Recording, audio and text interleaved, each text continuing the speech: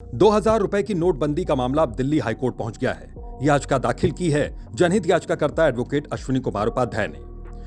जनहित याचिका में कहा है कि रुपए 2000 के नोट बिना किसी मांग पर्ची और पहचान प्रमाण पत्र के जमा करवाने या अन्य छोटे मूल्य के नोट में नगद भुगतान किए जाने का आदेश मनमाना, तर्कहीन और भारत के संविधान के अनुच्छेद 14 का उल्लंघन है।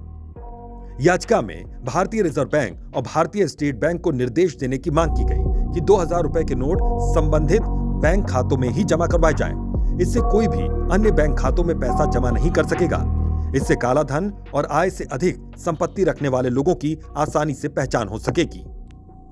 इसके पीछे तर्क है कि बैंकों से साठगांठ करके कालाबाजारी के पैसों को सफेद मनी बनाना आसान हो जाएगा, जो कि पहले भी नोटबंदी के दौरान देखा गया था। भारतीय रिजर्व बैंक ने 2000 रुपए के नोटों को सर्कुलेशन से बाहर करने का ऐलान किया। यानी कि अगर आपके पास कैश 2000 का नोट घर में है तो उसे या तो अपने खाते में जमा कर दीजिए या फिर बैंक में जाकर उसको बदल लीजिए।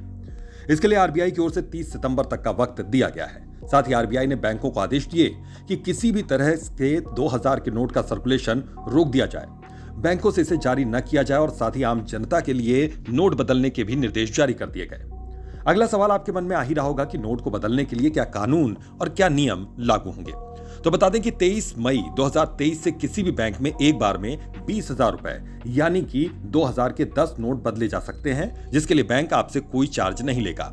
यानी कि सिर्फ एक बार में आप 10 नोट ही बदलवा सकते हैं, नहीं तो खाता तो है ही, उसमें जमा कर दीजिए।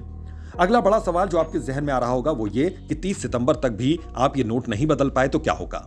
तो जनाब, इसका जवाब है कि आरबीआई ने अब तक ये साफ नहीं किया कि इसके बाद क्या होगा, लेकिन अर्थशास्त्री ये कयास लगा रहे हैं कि आरबीआई इस बारे में कोई नया दिशा निर्देश जारी करे। आपके पैसे या तो बैंक में होते हैं आपकी जेब में, तो सवाल ये भी है कि अब तक कुल कितने 2000 के नोट बाजार में हैं। तो बता दें कि 31 मार्च 2023 को 3.62 लाख करोड़ रुपए मूल्य के ही 2000 के नोट बाजार में चलन में थे। इन नोटों में जो सबसे ज्यादा सर्कुलेशन रहा वो 31 मार्च 2018 को 6.73 लाख करोड़ रुपए का था, जो कि कुल 2000 के नोटों का करीब 10% है।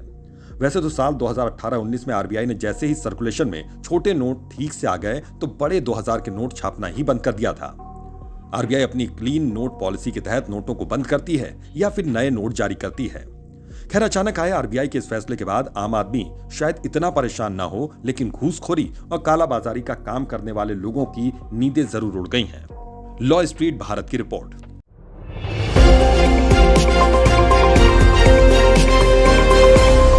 लॉ स्ट्रीट भारत, राष्ट्र के हित में।